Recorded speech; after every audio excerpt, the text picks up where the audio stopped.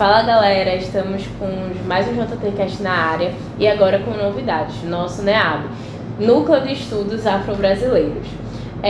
O nosso é em homenagem à Dona Badia e as convidadas do episódio de hoje é a Alice e a nossa outra âncora Larissa.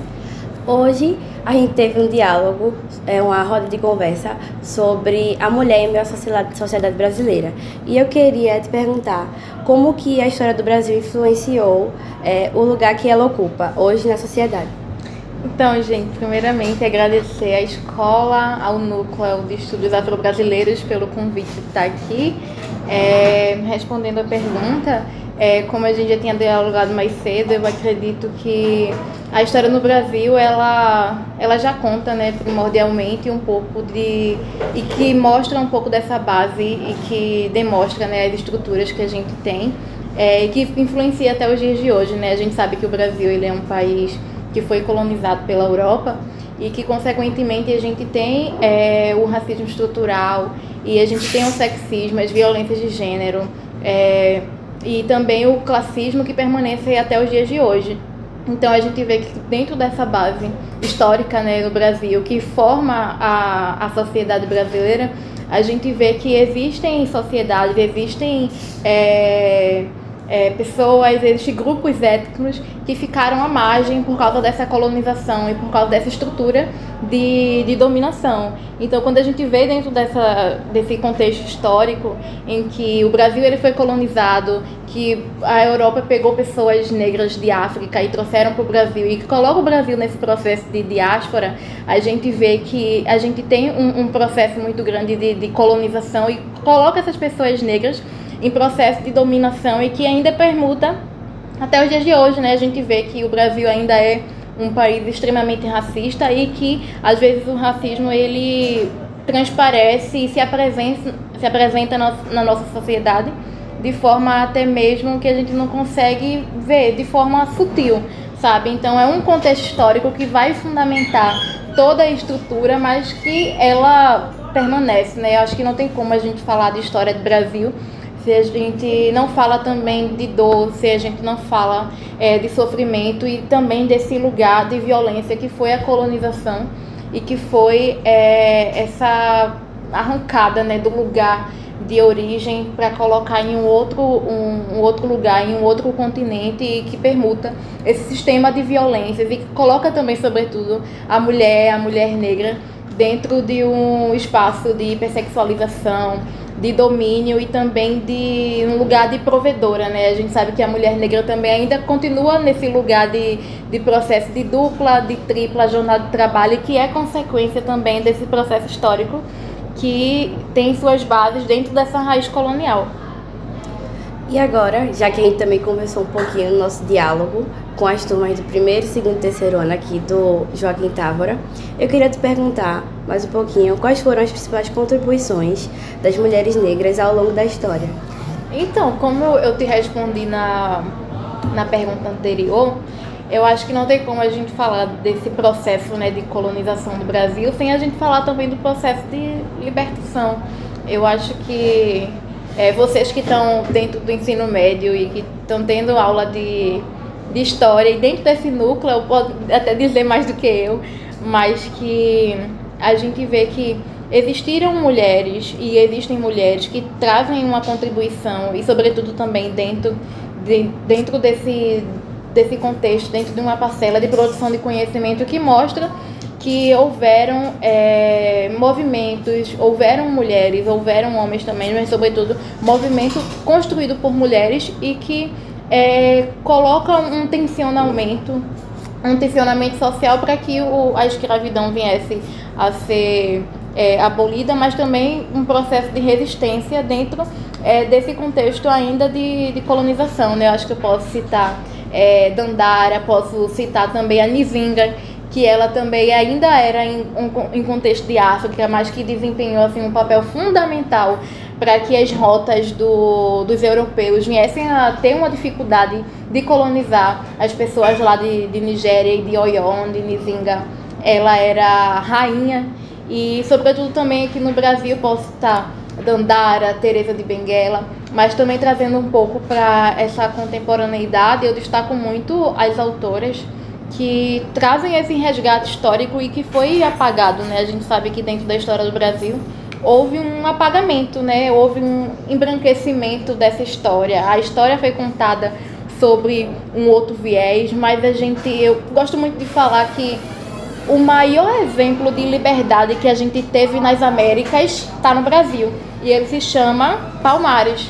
Palmares teve assim um fundamento, uma história, uma significação gigantesca para a gente contar um pouco dessa história, contar a contribuição dessas mulheres que lutaram, que resistiram dentro desses quilombos, né? Porque também quando a gente fala desse lugar da mulher, como você falou, né? A gente fala um pouco de gueto e de quilombo. Eu não gosto muito de falar de gueto, porque gueto é um lugar que a gente acaba que precisa sair desse lugar. E quilombo não é um lugar que a gente precisa sair, que a gente quer sair. Quilombo é um lugar que a gente quer ficar e que a gente quer se aquilombar. A gente se sente acolhida e que a gente quer fortalecer e quer construir um espaço de resistência, sabe? Então, essas mulheres eu destaco muito, como também a Lélia Gonzalez, como a gente conversou mais cedo, que ela traz um pouco dessa estrutura, né? Ela traz um pouco nas obras dela sobre a questão do racismo, do sexismo e como esse racismo e o sexismo ele influencia na sociedade brasileira, como o mito da democracia racial também. Ele constrói esse ideário da mulher como mulata, a mulher que a gente vê assim no carnaval, numa perspectiva de hipersexualização. Então essas autoras têm assim uma contribuição até pra gente se aproximar da história de gente que não foi contada. Agora eu também queria passar a voz para Laís, para ela falar um pouquinho sobre a palestra que a gente teve hoje mais cedo. Eu participei muito pouquinho, mas a gente teve muitos relatos de pessoas que estavam na conversas fortes, impactantes, né? E aí a gente vê de como de geração em geração vai passando essa normalização do racismo, que muitas vezes você sofre e você só vai perceber, nossa, aquilo foi racismo, que fizeram comigo, eu senti na hora, eu não percebi, mas depois você presta atenção nos mínimos detalhes, não é? Sim, porque como você está falando, né, às vezes o racismo ele se apresenta de uma forma muito sutil que a gente não percebe, mas ele sempre está ali presente. Seja, por exemplo, eu gosto de usar muito um exemplo que dialoga com a questão da emergência climática, que é o Recife também, ele é moldado por morros. E muitas vezes, sendo o Recife moldado por morros, as pessoas que moram nesses morros têm que descer com lixo. É uma perspectiva de um racismo ambiental que se apresenta de uma forma sutil, sabe? As pessoas terem que descer com os lixos, senão não tem lugares para colocar. Às vezes a água não consegue subir nos morros, também é uma forma de racismo. A gente falar também que, como a gente viu, né, a gente discutiu mais cedo a questão de a gente sempre visualizar a mulher como uma mulher que é babá, a mulher que ela é cozinheira e que ela sempre está nesse lugar de subalternização quanto à pessoa branca, sabe? Porque a gente sempre, como tu estás falando, eu gosto muito de ressaltar que a gente vive numa sociedade e no Brasil que não fez o luto colonial. A gente não fez o luto com a estrutura colonial, não fez o luto com a estrutura imperialista. E isso é o que reflete na sociedade de hoje e faz com que a gente permaneça sempre tendo influência de homens brancos, europeus e mortos também. Eu acho que a mídia retrata ainda a gente pouco. A gente está pouco inserida nos lugares de política e de falas. E que muitas vezes pessoas que não deveriam ter esse lugar nos colocam querendo dizer que passou na pele da gente quando elas não têm passado. Elas só conseguiram por mais... Um privilégio maior, né? Exatamente, por ter mais oportunidade de chegar ali. E seria bom a gente estar ali sim sendo falado, mas por nós mesmos, nós que passamos pela pele, né? E eu acho que a mulher preta, quando se coloca em diversos trabalhos, ela é confundida por não ter sentimento. A mulher preta, ela tem que aguentar tudo, quando na verdade não é isso, né? Exatamente. Inclusive, a gente está se aproximando do 8 de março, né, que é o Dia Internacional da Mulher.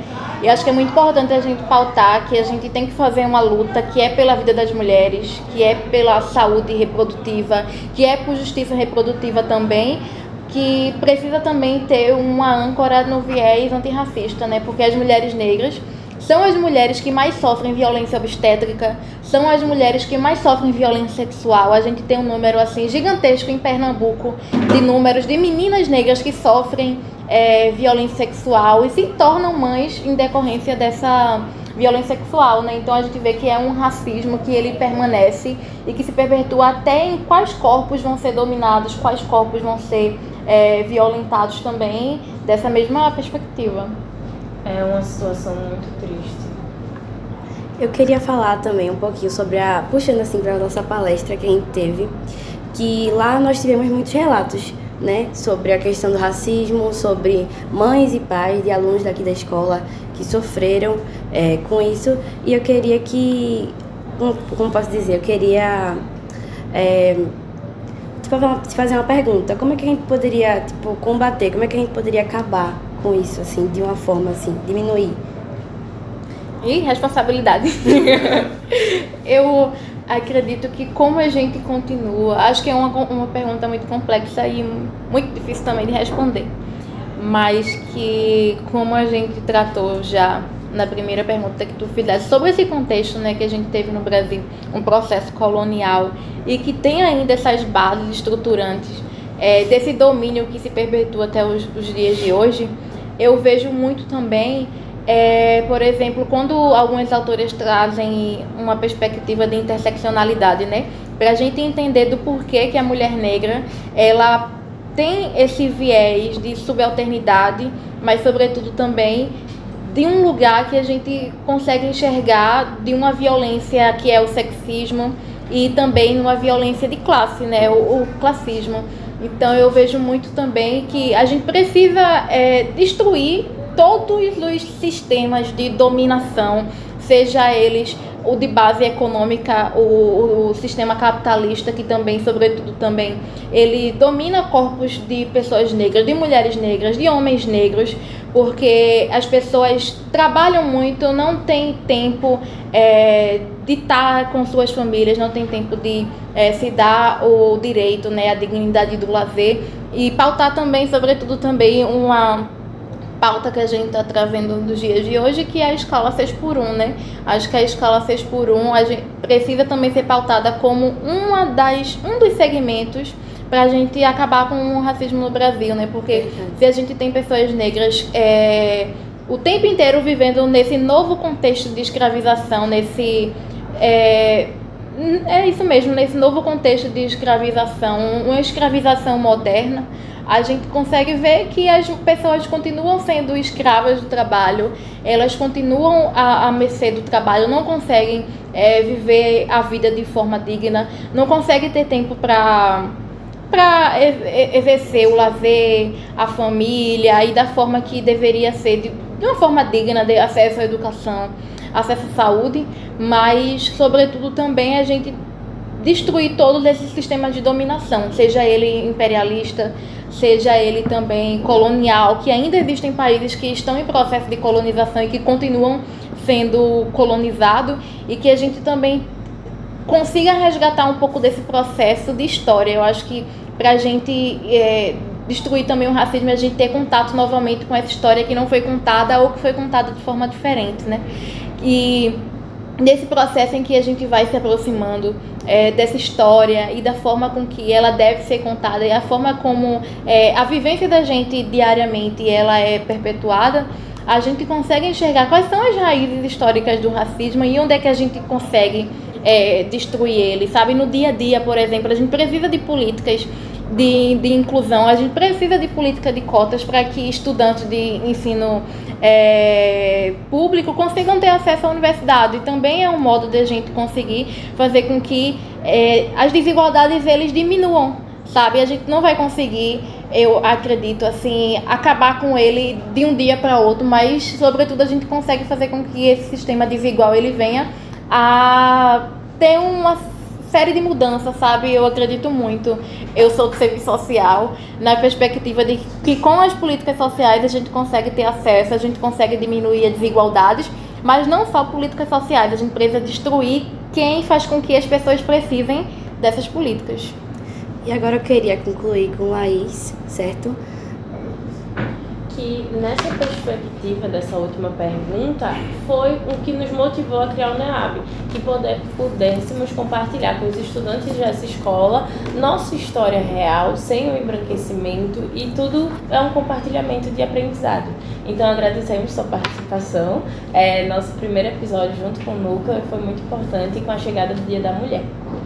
Eu que agradeço. Eu acredito muito nesses espaços, né, educacionais. Eu fui estudante de escola pública a minha vida toda, fui aluna de um dos professores dessa escola, e a partir dessa perspectiva, né, de uma educação que realmente escuta e que acolhe os estudantes, é que a gente consegue fazer com que os alunos sejam escutados e que as vivências que a gente passa no dia a dia, as dores que a gente vivencia, sobretudo a partir do racismo e da violência de gênero, ela venha a ser escutada e que a gente possa se acolher, porque é a partir do acolhimento, naquilo que eu falei anteriormente, né? A partir do aquilombamento, a partir do acolhimento, é que a gente consegue tecer, né, redes e tensionamentos para fazer com que essa estrutura seja destruída e que a gente tenha um espaço de acolhimento e que de fato ele funcione, que de fato a gente se sinta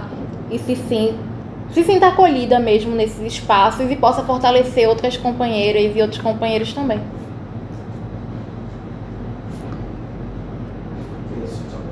Até a próxima. Pensei que ia ter mais alguma coisa. Eu tava esperando vocês darem tchau.